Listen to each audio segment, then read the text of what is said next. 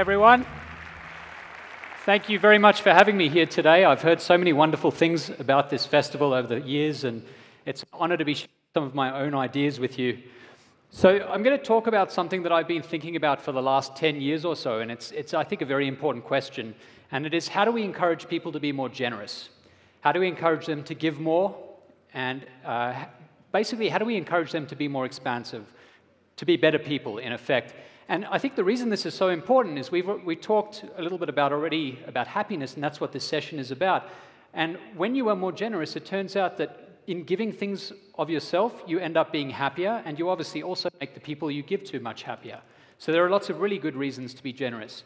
Now, a lot of people, when they try to encourage generosity, think that the best way to do that is to make the person you're giving to seem a little bit more sympathetic. You want to feel sorry for that person, and then you'll give them more of your money, more charity. And, you know, that does make sense, and sometimes it works, but I'm going to suggest a different route to encouraging generosity that I think is just as effective, if not more so. And because we know that people are a little bit selfish, you know, once we have something, we like to keep it for ourselves. If you can make the person they're giving to seem more like themselves, as though they're looking in a mirror and giving to their mirror image, turns out that makes them much more generous. So I've called this putting the I in charitable giving. And I want to start with a quick demonstration. Let's see if we can skip to the slide. So you can see here, can we skip back a slide? All right. So we know that this is a big deal because each year disasters cost about $100 billion in total. We're talking about things like hurricanes and tornadoes and earthquakes, which is more than the GDP of 2/3 of the countries on Earth. So we're talking about a huge amount of money. So I want to show you that there's a way to encourage people to be more generous. And I'm going to start by showing you this image here, which is obviously the letters of the Roman alphabet. And I'm going to ask you to do something a little bit strange, something you probably haven't done before. I'd like you to look at these letters and think about which three are your favorite letters. It's a weird question, and I'm going to give you a second to do that. So think about which ones you like the most. And now what I want you to do is, if at least one of the letters is the first letter of your first name, your middle name, or your last name, put up your hand. So 95% of you, I don't know how many thousands of people that is, but it's a lot of people. Turns out we really like things that remind us of ourselves. That's actually a sign that you have high self-esteem, which is very good.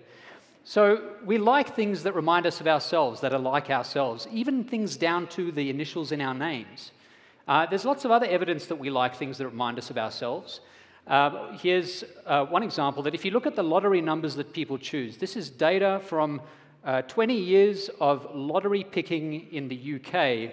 You can see the numbers go from 1 to 49 in the UK lottery. And this is the popularity of each one. You'll see that there are some that are more popular than others. The number 3 is popular. The number 7 is very popular. 7 in a lot of countries just happens to be a lucky number. A lot of people say 7 is a lucky number, and so it's well represented there. But the other thing you can do is you can break this down by the numbers that fall into birthdays and the numbers that don't. And this is what you get. So the green ones from 1 to 31 are associated with birth dates. And obviously the red ones are not. And if you look at the average of these numbers, you can see there's a very big difference between them.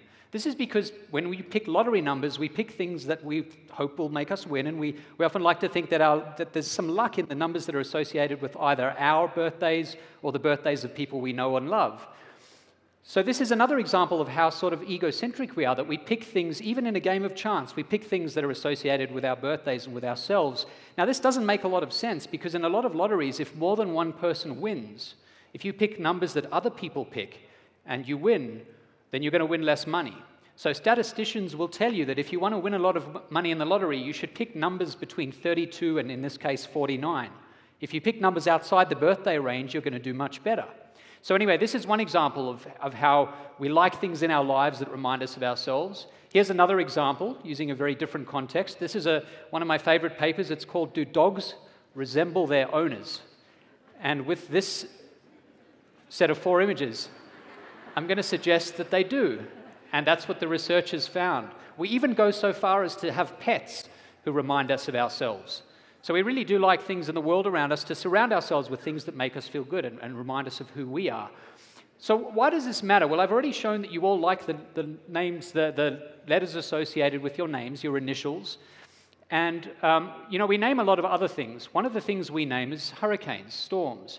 These are two of the very damaging storms from the most damaging Atlantic season on record, the 2005 season. These are Katrina and Rita.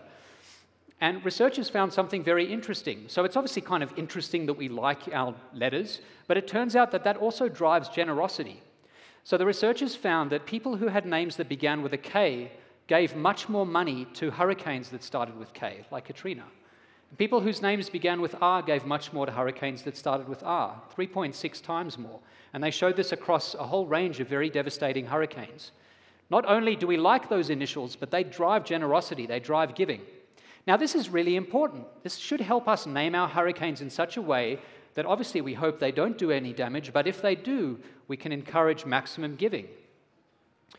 So in the United States, these are all the initials. I'm showing you here all of the initials in equal size as though they're all equally represented. I'm now going to change the size of them to show you how well represented they actually are relative to one another. So what you see in the US naming population is that if you look at first names, certain initials are much more common than others. J is very common because a lot of men have J names. We've got a lot of Jameses and Johns and Jacks and Jaimes. We've also got a lot of M's because women are named with M names often. There are Marias and Maries and Marissas and Melissas and so on. So these initials are much more common than others. You can see, you could barely see the letter U. It's not even there. The letter Q is barely represented either. And yet the way we name our hurricanes now is to go through, methodically, through the alphabet, going down the list of letters. And that doesn't make a lot of sense, right? Because if you look at the way we name them, let's look at this season this year. We have the first storm was Anna, and then Bill, and then Claudette, and then Danny, and so on. And you can see, based on this fact that people are more generous when things remind them of themselves, you can see what boost you get depending on the name you've chosen, depending on that letter in the US population. So these are the different initials, and this is the boost you get for each one. Now, we obviously hope that the storms are not damaging, but if one has to be damaging, we hope it's Joaquin, because Hurricane Joaquin will generate more generosity, more giving. Because there are so many men out there named with J names, you're going to encourage more generosity. Now, we really hope that Hurricane Ida or Hurricane Odette is not the one that's most damaging this year, because that obviously doesn't encourage much giving. And so this says some interesting things about how we should name our storms. Instead of just going systematically through the alphabet, as we've been doing since the 1950s, we should be much more systematic and picking out the initials, perhaps, that are associated with the greatest proportion of the population. In fact, if you look at storms across the last 15 years or so, going into the most recent collection of data in 2012, looking at those 27 most damaging storms, people have donated $10 billion. That's a huge amount of money. If we had named the storms appropriately by taking into account this fact that people are more generous towards storms, or they give more to storms that have share their initials, we could have extracted $10.7 billion.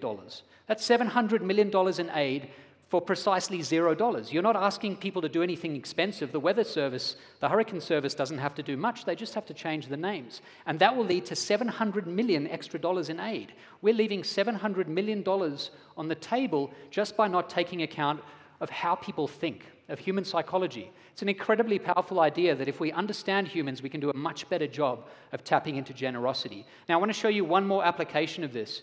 I'm sure you've all done this before. I'm embarrassed to say I do it too often. When you search for yourself on Google, you Google yourself. It turns out there are other people who share my name. I'm over there on the right there. I could tell you I know the Adam on the far left, the Adam Alter. I met him by accident one day. And it's an amazing experience meeting someone who shares both your first name and your last name. There's, again, this sense of real connection that you get from the person that you don't find when you don't know someone and they don't share your name. And so how does this matter? How does this play into generosity? Well, I want to show you one context where it does. This is an organization called Donorschoose. Now, the way Donorschoose works is that teachers in public schools around the United States, if they want to do a project with a student, they post on a website the nature of the project and they ask for money. So they'll say something like, I want to build a replica of the Great Pyramid in Egypt, and so I need wood, and I need glue, and paint, and pens. and I need $100 to do that. Will you please help? And then any of us can go on the website and give, and there are many generous people who do this. In fact, the database of givers, there are over 500,000 people who've given to the site. It's an amazing, amazing non-profit, an amazing charity. And so I worked with them this year. And on Valentine's Day, we wanted to see whether we could match people, since they had so many teachers and so many donors in the database. So we wondered whether we could match teachers with donors by name, since we know that people feel this real connection to others who have the same names. So what we did was we sent out 2 different emails. Some people got this email, so this is an email to someone, we'll just call her Rita Minton. Some people got this email. This is the non-matching control email. It says, "Dear Rita, roses are red, violets are blue. We heart this teacher and hope you do too." You can see the Valentine's theme. "Give today to the classroom of Mrs. Watson." So there's no match in the name. Minton and Watson are obviously not a match. Other people got the matching name email. "Dear Rita, roses are red, violets are blue. Give to a teacher with the same name as you. Give today to the classroom of Mrs. Minton." So there are a couple of little differences, but not much. They're pretty subtle differences, but we have matched them by name. So imagine if you're this person, Rita Minton, suddenly you see that there's this person who shares your name. There's a teacher out there somewhere in the world. What's that going to do to you? It's going to make you way more generous and way more interested in giving, and that's what we found. So we found things like this, that for every 1,000 emails sent, people gave $80 instead of $10 for the matching name. That's 8 times more. Whenever they opened an email, they gave 51 cents as opposed to 5 cents per email to open. That's more than 10 times. They were 10 times more generous. By this measure, when you look at the actual size of the donations, they gave more than 3 times when they had a matching name. And finally, the thing that I found most interesting was that 44% of the people who gave had not given in over a year. This is very important for the company or for the nonprofit, because the people who haven't given in over a year are people who usually never come back and never give again. And yet 44% of the people who gave were so moved by this attraction to someone who shared their name that they happened to give. So a very powerful idea. So what I want to suggest today, in closing, is that behavioral science beats brute force. You don't want to push people into giving. What you want to do is you want to capitalize on the fact that they're generally just attracted to things that remind them of themselves.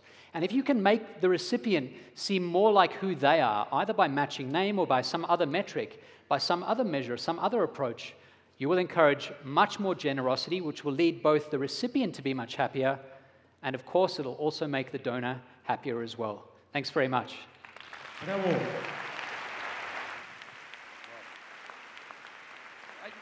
Can I ask a question?